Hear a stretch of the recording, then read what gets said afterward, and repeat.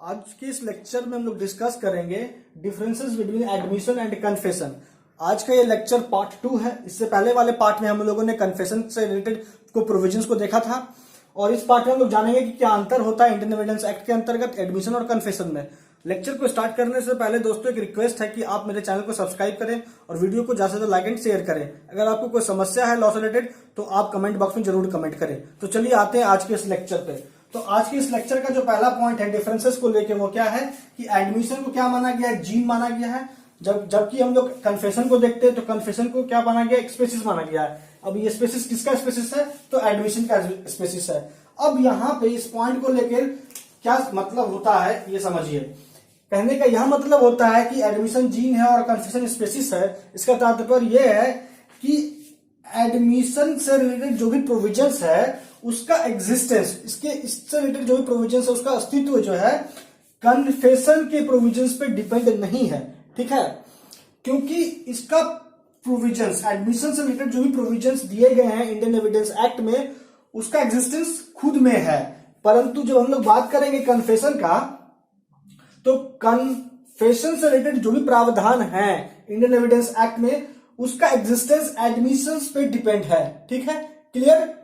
इसका यह मतलब यह भी हुआ कि कन्फेशन से रिलेटेड जो भी प्रोविजंस है वो डिपेंड है एडमिशन के प्रोविजंस पे। क्लियर, क्योंकि एडमिशन से ही निकला है कन्फेशन, ना कि कन्फेशन से एडमिशन निकला है। क्लियर, क्लियर समझ में आ रहा है। और जुडिशियल पॉइंट ऑफ व्यू में ऐसे भी क्वेश्चन पूछा गया था कि एडमिशन क्या है, जीन है या स्पेसिस है। ठीक है, कन्फेशन क्या है, जीन है या स्पेसिस है। ठीक है, तो आपको टिक मारना उसके अकॉर्डिंग ही है। ठीक, एमसीक्यूज में प्रीलिम्स का हम लोग बात कर रहे हैं जुडिशियल एग्जाम का। तो पहला पॉइंट क्लियर हो गया पॉइंट ऑफ डिफरेंसेस को लेके।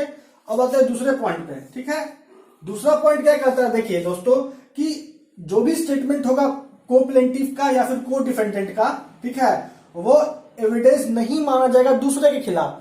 अब इसका क्या तात्पर्य हुआ आप ये समझिए कि मान लीजिए 1 2 3 4 that means A B C D को प्लेंटिफ है, ठीक है, या फिर को डिफेंडेंट है। ए के द्वारा दिया गया स्टेटमेंट, ठीक है, बी सी डी के अगेंस्ट एविडेंस के रूप में इस्तेमाल नहीं होगा। बट हम लोग देखते हैं कन्फेशन को, और कन्फेशन से रिलेटेड जो सेक्शन है सेक्शन 30 क्या कहता है कि जो कन्फेशन होगा एक्यूज्ड का वो रिलेवेंट माना जाएगा हर उस को एक्यूज्ड के अगेंस्ट जिसका मुकदमा उस एक्यूज्ड के द्वारा जिसने कन्फेशन किया है उसके साथ चल रहा है और उस मुकदमा का संबंध अगर सेम अपराध सेम ऑफेंस से है तो। क्लियर। तो सेक्शन 30 क्या कहता है कि अगर कन्फेशन किया गया किसी एक एक्यूज्ड के द्वारा तो उसका इस्तेमाल एविडेंस के रूप में किया जा सकता है दूसरे को एक्यूज्ड के अगेंस्ट, कब, जब उन सभी का मुकदमा एक साथ चल रहा है और एक ही अपराध को लेकर चल रहा है तो। ठीक है, सेक्शन 30 के अकॉर्डिंग कन्फेशन को लेके। क्लियर दोस्तों। अब यहां पे आइए, ये जो पॉइंट ऑफ डिफरेंसेस है point number 2 between admission and confession. ठीक है, यह जो डिफरेंसेस है किस केस में इवॉल्व हुआ था तो सीबीआई वर्सेस वीसी शुक्ला के केस में सुप्रीम कोर्ट ने इस डिफरेंस को इवॉल्व करा था। ठीक है, supreme court CBI versus VC Shukla. But हम लोग जब सेक्शन 30 देखते हैं तो सेक्शन 30 का क्या इफेक्ट है, ठीक है, इसके संबंध में सुप्रीम कोर्ट ने किस जजमेंट में बताया था कि सेक्शन 30 का क्या इफेक्ट है। तो इसके लिए हम लोग को देखना होता है कौन सा judgment, Kashmira Singh versus state of Madhya Pradesh का। क्लियर, क्योंकि केस लॉज भी बहुत इंपॉर्टेंट हो जाते हैं। अब आइए पॉइंट नंबर 3 पे। पॉइंट नंबर 3 क्या कहता है देखिए, एडमिशन जो है सेल्फ हार्मिंग भी हो सकता है सेल्फ सर्विंग भी हो सकता है। अब इसका क्या मतलब हुआ आप ये समझिए। बट जब हम लोग बात करते हैं कन्फेशन का तो कन्फेशन हमेशा क्या होता है, सेल्फ हार्मिंग ही होता है। अब इसका यह मतलब हुआ कि अगर मानिए एडमिशन हुआ, एडमिशन क्या एक स्टेटमेंट है, ठीक है, अगर स्टेटमेंट दिया गया ए के द्वारा तो उस स्टेटमेंट का यूज ए के अगेंस्ट भी हो सकता है या फिर ए के फेवर में भी हो सकता है। ठीक है, अब कहने का यह मतलब हुआ, आप एकदम यहां रुक जाइए, अब यहां समझिए इस बात को। जब हम लोग देखते हैं सेक्शन 21, देखिए हर प्रोविजंस को इंडियन एविडेंस एक्ट का हर प्रोविजंस को हम लोग इलेबोरेटली डिस्कस करेंगे नेक्स्ट लेक्चर में। हम लोग आज हम समझते हैं कि सेक्शन 21 क्या कहता है। सेक्शन 21 कहता है कि एक व्यक्ति खुद के स्टेटमेंट को खुद के फेवर में नहीं प्रूव कर सकता है but subject to certain exception, जो कि सेक्शन 21 में दिया गया है। ठीक है, तो कुछ अपवाद दिए गए हैं सेक्शन 21 में जिसके तहत एक व्यक्ति खुद के द्वारा दिए गए स्टेटमेंट को अपने फेवर में प्रूव कर सकता है। क्लियर। तो कहने का यहां मतलब क्या हो रहा है कि एडमिशन सेल्फ हार्मिंग भी हो सकता है और सेल्फ सर्विंग भी हो सकता है। बट जब हम लोग कन्फेशन को देखते हैं तो कन्फेशन हमेशा क्या होगा, सेल्फ हार्मिंग ही होगा। दैट मीन्स स्टेटमेंट देने वाला व्यक्ति जो स्टेटमेंट दे रहा है उस स्टेटमेंट का इस्तेमाल एविडेंस के रूप में उसके अगेंस्ट ही होता है। क्लियर, उसके फेवर में कभी यूज्ड नहीं होता है। तो यह था थर्ड पॉइंट ऑफ डिफरेंसेस। अब आइए फोर्थ जो डिफरेंसेस है दोनों के बीच में, क्या कहता है कि admission made to any person even to police officer is relevant. अब यहां क्या कर रहा है कि एडमिशन मान लीजिए, that means admission is a kind of statement, ठीक है। तो अगर मानिए एडमिशन किसी भी व्यक्ति को हुआ, यहां तक कि पुलिस ऑफिसर को भी हुआ, तो भी वो रिलेवेंट माना जाता है। क्लियर, एडमिशन के केस में पुलिस ऑफिसर को भी अगर एडमिशन हो रहा है तो वो रेलिवेंट है इंडियन एविडेंस एक्ट के अकॉर्डिंग।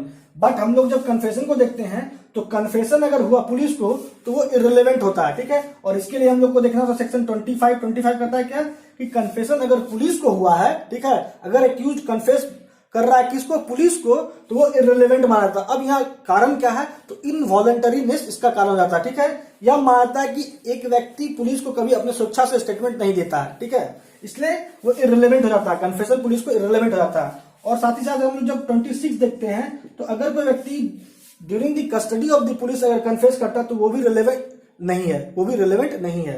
बट कुछ अपवाद हैं, जैसे सेक्शन 26 में एक अपवाद है कि अगर during the custody of police he confess हुआ है व्यक्ति के द्वारा तो उसका कन्फेशन रिलेवेंट माना जाएगा। कब, जब वो कन्फेशन हुआ है in the immediate presence of the magistrate. Clear, अगर मजिस्ट्रेट के इमीडिएट प्रेजेंस में दिया गया है कन्फेशन, चाहे वो पुलिस कस्टडी में क्यों नहीं दिया गया हो, तो वो रिलेवेंट है, ठीक है। फिर हम लोग जब देखते हैं 27 सेक्शन दोस्तों, तो 27 क्या कहता है, आप ये समझिए कि इस बात से कोई फर्क नहीं पड़ता है कि कन्फेशन पुलिस को किया गया है, क्योंकि देखिए सेक्शन 27 इंपॉर्टेंट हो जाता है। सेक्शन 27 इंपॉर्टेंट क्यों है, क्योंकि सेक्शन 27 के अनुसार अगर मानिए कन्फेशन पुलिस को दिया गया या फिर ड्यूरिंग या इन दी कस्टडी ऑफ पुलिस दिया गया तो भी वो रिलेवेंट माना जाएगा, लेकिन सब्जेक्ट टू दी कंडीशन जो दिया गया है 27 में। अब वो कंडीशन क्या है, आप ये समझिए। अगर मानिए कि एक कन्फेस किया, ठीक है, अब कन्फेस किसको किया, मान लीजिए पुलिस को ही किया या फिर इन दी कस्टडी ऑफ पुलिस ही किया, लेकिन उससे क्या हुआ, उस कन्फेशन से डिस्कवरी हुआ। अब डिस्कवरी किस फैक्ट का हुआ, उस फैक्ट का हुआ जिसका संबंध उस ऑफेंसेस से है जिसका चार्ज ए पे लगा हुआ है, ठीक है। तो यहां पे कन्फेशन से क्या हुआ, कंसिक्वेंशियल डिस्कवरी हुआ जो रिलेवेंट है, ठीक है। तो इस ग्राउंड पे क्या माना गया, एक्यूज्ड का कन्फेशन रिलेवेंट मान लिया गया। क्लियर, ये सेक्शन 27 को हम लोग जब हम लोग देखते हैं, ठीक है। और सेक्शन 27 से बहुत सारा इंपॉर्टेंट केस भी बनता है जिसको हम लोग नेक्स्ट लेक्चर में डिस्कस करेंगे, और वो जुडिशियल पॉइंट ऑफ व्यू से बहुत इंपॉर्टेंट हो जाता है। जो भी स्टूडेंट जुडिशियल एग्जाम का प्रिपरेशन कर रहे हैं, हम लोग हर एक प्रावधान को एक एक करके देखेंगे, ठीक है। आज हम लोग पॉइंट ऑफ डिफरेंसेस में ही रहते हैं। तो जो पॉइंट नंबर 4 था वो क्या था कि अगर एडमिशन किसी व्यक्ति को दिया गया या फिर पुलिस ऑफिसर को भी दिया गया तो भी वो रेलेवेंट माना जाता है। क्लियर, लेकिन अगर कन्फेशन पुलिस को हुआ है तो एज ए जनरल रूल वो रिलेवेंट नहीं होता, वो इररिलेवेंट होता है, ठीक है। क्लियर, अब आइए पॉइंट नंबर 5 पे। अब देखिए जो टर्म एडमिशन है उसको डिफाइन किया गया सेक्शन 17 में, ठीक है।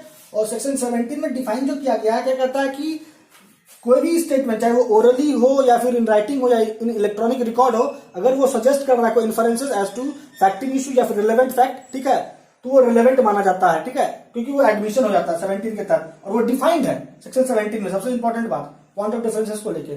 लेकिन जब हम लोग कन्फेशन को देखते हैं तो कन्फेशन इंडियन एविडेंस एक्ट में कहीं डिफाइंड नहीं है, और जो भी कन्फेशन से रिलेटेड प्रोविजंस है, ठीक है, वो एडमिशन से ही गवर्नड होता है। इसलिए फर्स्ट पॉइंट में यह कहा गया था कि एडमिशन क्या है, जीन है, और जब हम लोग कन्फेशन को देखते हैं तो वो स्पेसिस है। और किसका स्पेसिस है, तो एडमिशन का स्पेसिस है। क्लियर, यहां भी क्लियर हो गया पॉइंट नंबर 5 से पॉइंट नंबर 1।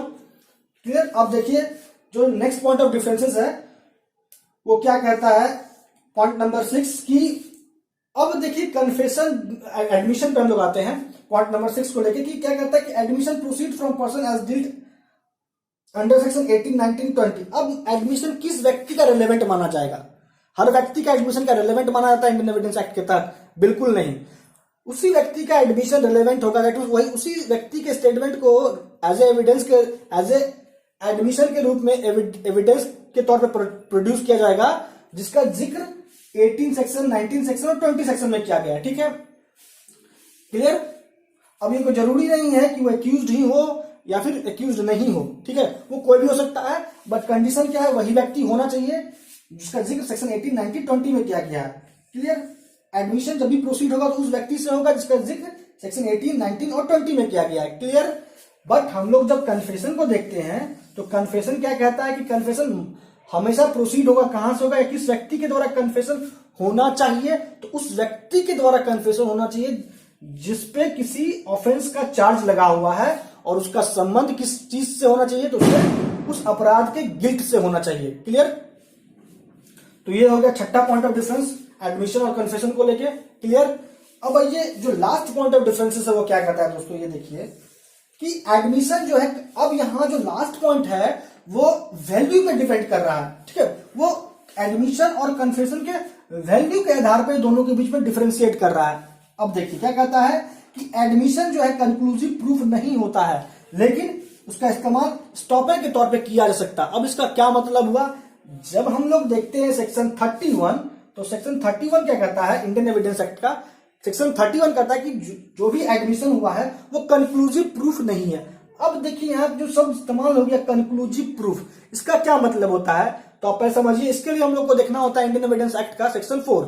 सेक्शन 4 में भी डिफाइन किया गया कंक्लूसिव प्रूफ का क्या मतलब होता है। देखिए सेक्शन 4 के अकॉर्डिंग इंडियन एविडेंस एक्ट का, अगर एक फैक्ट यह माना गया है इंडियन एविडेंस एक्ट के तहत या किसी अन्य लॉ के तहत कि वो दूसरे फैक्ट का कंक्लूसिव प्रूफ है, तो कोर्ट एक फैक्ट के प्रूव होने पे दूसरे फैक्ट को प्रूव मान लेगी। ठीक है, अब दूसरे फैक्ट को प्रूव करने के लिए एविडेंस देने की आवश्यकता नहीं है। तो यही होता है कंक्लूसिव प्रूफ का मतलब। ठीक है, लेकिन एडमिशन कंक्लूसिव प्रूफ नहीं है, इसका इस्तेमाल स्टॉपल के तौर पे हो सकता है। कहने का क्या मतलब हुआ कि स्टॉपल के तौर पे हो सकता है। अगर मानिए ए एडमिशन का देता है, ठीक है, तो अब ए ने जो एडमिशन दिया, दैट मींस स्टेटमेंट दिया, ठीक है, अब वो स्टेटमेंट तो कंक्लूसिव प्रूफ नहीं है। ठीक है, लेकिन अब ए अगर उस स्टेटमेंट से कोई दूसरा कॉन्ट्ररी स्टेटमेंट देता है, ठीक है, या उस स्टेटमेंट से मुकर के कोई दूसरा स्टेटमेंट देता है, आप यूं समझ लीजिए, तो फिर ए को रोका जाएगा। ठीक है, ए को स्टॉप किया जाएगा, क्योंकि आप ऐसा नहीं कर सकते हो, आप कभी कुछ और नहीं बोल सकते हो। ठीक है, तो यहां पे स्टॉपल का प्रिंसिपल अप्लाई होता है, और स्टॉपल भी हम लोग नेक्स्ट लेक्चर में डिस्कस करेंगे कि स्टॉपल भी बहुत इंपॉर्टेंट क्वेश्चन हो जाता है इंडियन एविडेंस एक्ट से। ठीक है, जो भी स्टूडेंट लॉ से रिलेटेड है और वो जुडिशियल एग्जाम का प्रिपरेशन कर रहा है, चाहे किसी भी राज्य के हो, तो स्टॉपल का भी क्वेश्चन बनता है जुडिशियल के मेंस में या फिर प्रीलिम्स में। क्लियर। तो हम लोग आते हैं इस पॉइंट में रहते हैं कि एडमिशन क्या है, कंक्लूसिव प्रूफ नहीं है, लेकिन उसका इस्तेमाल स्टॉपल के तौर पे हो सकता है। क्लियर। तो कहने का मतलब यहाँ वैल्यू बता रहा है एडमिशन का।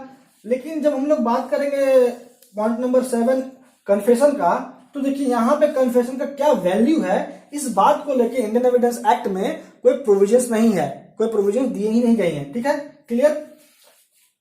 कहने का यह मतलब हुआ कि अब कन्फेशन चलिए एज अ स्टॉपल के तौर पे इस्तेमाल होगा कि नहीं होगा, इस बात में कोई जिक्र नहीं है, लेकिन एडमिशन स्टॉपल के तौर पे यूज हो सकता है। ठीक है, दैट मीन्स कि पर्सन जो इसने एडमिशन करा है उसको स्टॉप किया सकता है। ठीक है, कॉन्ट्ररी स्टेटमेंट देने को लेके। क्लियर। लेकिन हम लोग कन्फेशन का बात करेंगे तो यहां पे इस बात को लेके कोई प्रोविजंस नहीं है इंडियन एविडेंस एक्ट में। ठीक है, अब ये समझिए कि एक व्यक्ति अपना गुनाह कबूल करता है, ठीक है, बाद में क्या होता है, उससे रिट्रैक्ट करता है, कहता है कि हमने कोई कन्फेस नहीं किया था या फिर हमसे जबरदस्ती कन्फेस कराया गया था।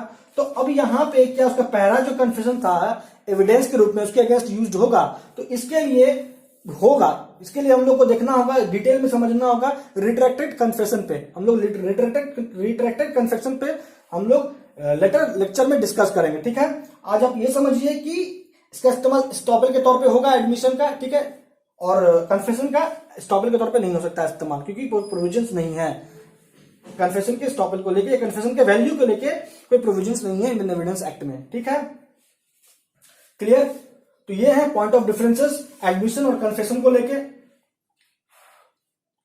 अब देखिए, अब आते हैं हम लोग इस लेक्चर को कंक्लूड करते हैं। तो आज का जो लेक्चर था पार्ट सेकंड था, और इससे पहले वाले लेक्चर में हम लोगों ने दैट मींस पार्ट फर्स्ट में हम लोगों ने क्या डिस्कस करा था, कन्फेशन को देखा था, उसके मीनिंग को देखा था, उससे रिलेटेड केस लॉज देखे थे। ठीक है, और आज में हम लोगों ने देखा कि क्या अंतर है एडमिशन और कन्फेशन में। ठीक है, तो अब हम लोग चलिए इस लेक्चर को कंक्लूड करते हैं। तो आज के इस लेक्चर में हम लोगों ने डिस्कस क्या करा, सबसे पहला पॉइंट ऑफ डिफरेंस कि एडमिशन जीन है और कन्फेशन स्पेसिस है, इसका क्या मतलब हुआ ये हम लोगों ने जाना।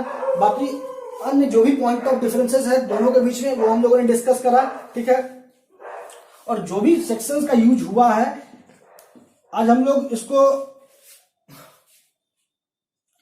जैसे सेक्शन 25, 26, 27, ठीक है, 31, ठीक है, सेक्शन 30, ये सभी सेक्शंस को हम लोगों ने ब्रीफली डिस्कस करा। ठीक है, कि क्या कहता है ये सेक्शंस, और नेक्स्ट लेक्चर हम लोगों ने इस सभी सेक्शंस को डिटेल में समझेंगे। ठीक है, और इससे रिलेटेड केस लॉज भी देखेंगे। तो दोस्तों आज इस लेक्चर में इतना ही। अब तक आपका हमारे साथ बने रहने के लिए बहुत बहुत धन्यवाद।